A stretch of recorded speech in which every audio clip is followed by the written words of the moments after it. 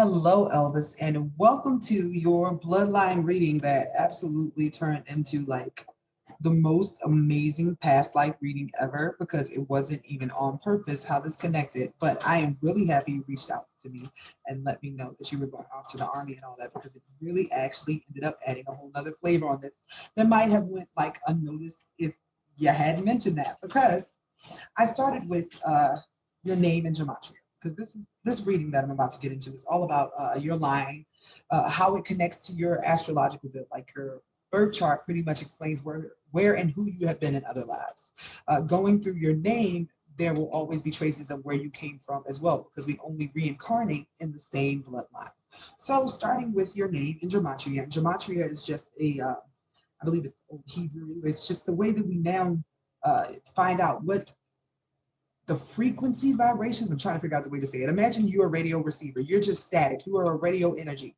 And over time, your radio energy, your consciousness, and I'm firmly sure you can believe me based upon what I've seen in your name. Uh, Over time, you just go through different experiences, trying out different channels, different things over time, as like having an earth vacation. So, in this case, your energies, what has been left in your name, I have written down for you, but starting with the fact that your name, you'll hear my notes, Elvis, uh, resonates with the lone warrior as sort of a theme for who you are. Uh, Next scene, right? Elvis actually means all wise in Scandinavian. Starts all the way over there as far as the origins for your name. So I would imagine that throughout your life you've been told maybe like you're a little old man or you know things that other people didn't know. Even if you didn't tell them, maybe you're like quiet and strong because of this. Now, the theme of your life uh, is based upon these vibrational matches, and you can take your time and look into them on your own, or sit and think about what the words mean to you. But they're just supposed to trigger things in your subconscious, and then you'll start to see synchronicities because synchronicities is on here, which means that you probably notice a lot of meaningful coincidences in your life because you are heavily uh, guided and guarded by angels in the shadows. Mysteriously chosen by God popped up in your name. Also, Three of Swords, which is a tarot card, which I have represented over here. This actually means that you are overcoming sadness. This is like a makeup for you in some ways. And I'm looking for my notes that I took on that part now because I wrote down so much stuff on this. It was so good. This is an emotional release for you about things that have been pent up. You were brilliant and cultivated. This comes from birth, from living many other lives, because you are the wise warrior. Your mother's love, who she is to you, is very important, and it has something to do with your ability to emotionally release. Blue ray consciousness means that you are essentially a bird. What is the word? I said the wrong thing. A indigo, a rainbow, or a crystal child. Something about you has always known that you are from somewhere other than here. Your lineage comes from Venus, the astrological energy of the goddess Venus. This probably means you're pretty, but like pretty as a dude, but from love. And also wood and fire dragons.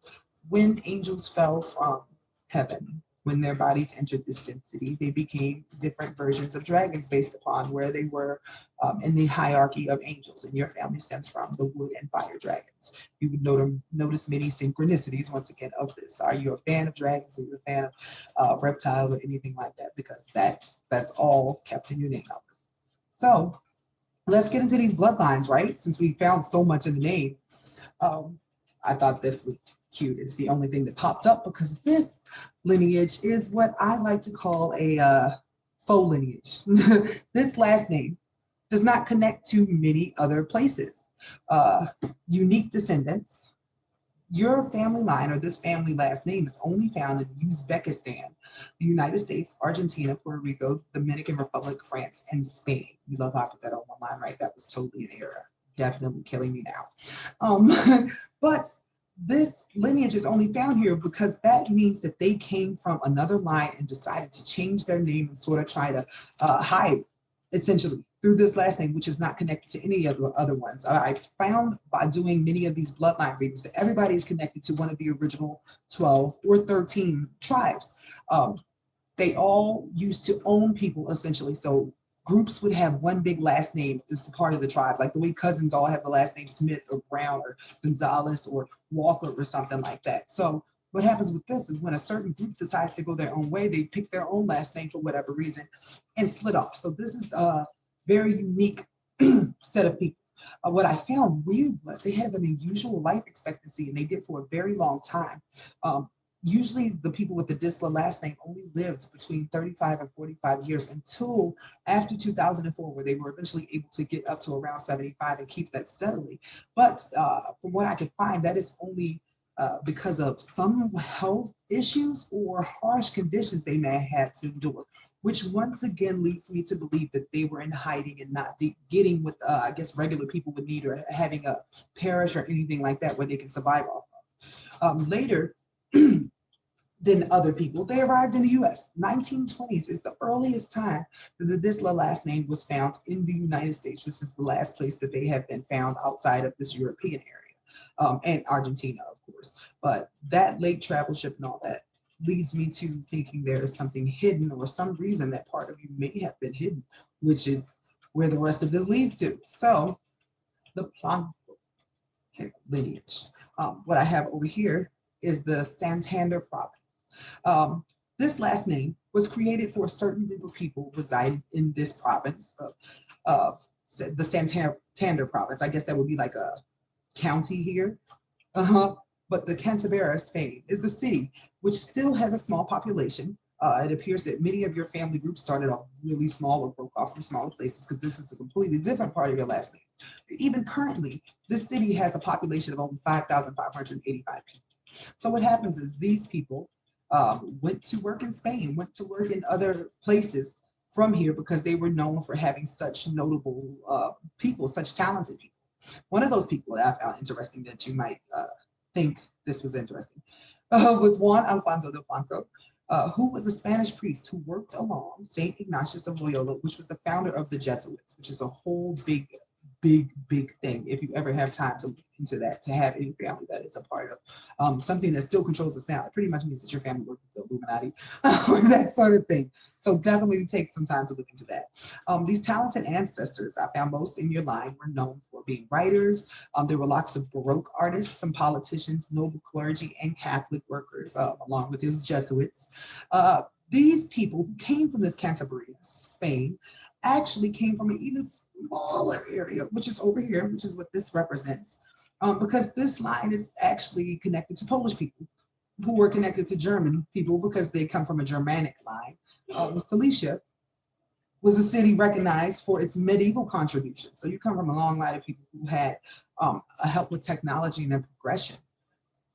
And that even leads to this one, which I found was the biggest one, which was the Evangelista. Which this is just all out. So first of all, Evangelista means Italian for messenger of God, bringer of good news. This stems from the last name Evangelisti, originally found with the nobles of Casa de Mercants in 1447. This family line, this crest, these people controlled Spain before the Moors take over. What I find so crazy about that is that this all came full circle. These are the Visigoths. They are the first tribes of Germanic people. Remember how I was just telling you came from, or the other side of your family came from some Germanic people. Well, these people took over Spain and ruled it before the Moors came. They arrived from the Pyrenees Mountains, which is an area that's up here. So I'm looking around and checking stuff out, like, where are the Pyrenees Mountains? They're in Scandinavia. Remember, your name is Scandinavian. Sir, I believe that you are a reincarnation belonging to this group of people here. These are warriors. So this was the last slide I had on here, but this Visigoths, they are a group of people who came from the mountains, moved whoever was in this area out, and took over for 2,000 years until they were taken over by the Moor Kingdom. I forgot what their name is, but it's really cool. So after they got taken over here, that's when they spread out to the Dominican, Puerto Rico, like all the islands, Portugal, all the islands that where they took slaves and that sort of thing. So you are deeply related to that whole movement. So I looked at this and I'm like, oh my goodness, this is so crazy because his name is Scandinavian. I wonder if he can be like a reincarnation of one of these people. And guess what? Dude, this is so cool. So your south node tells you where you came from your last night. Yours is an Aquarius. That means being a part of a group. This is a part of a revolutionary group working on change, which clearly was the case because your people came out of the mountains and did something else. This south node connects to your 12th house, which is over here. A service life is what this is. Your energy is not your own, so to speak. You may have felt like that, like you give yourself up a lot for service. You are the person who organizes things for every other person. Your mind just works in a way where you understand what the issue is and you just want to get it solved. It's a very analytical mind, and that's because you came to be of service. Because in the past life, you were a leader of a certain group of people who were fighters, somewhere foreign, which is why this is all wild because you having your moon in Leo, that means you were the leader. That means very much so that you could have been this dude here. That's why I'm really happy that you told me you were going off to war because you, as the lone warrior, which was a vibrational match, this was a word that came out of your gematria, means that you are meant to lead a specific group of people to victory in some way, shape, or form. You've done it in other lives and you came back to do it again. This is a service life.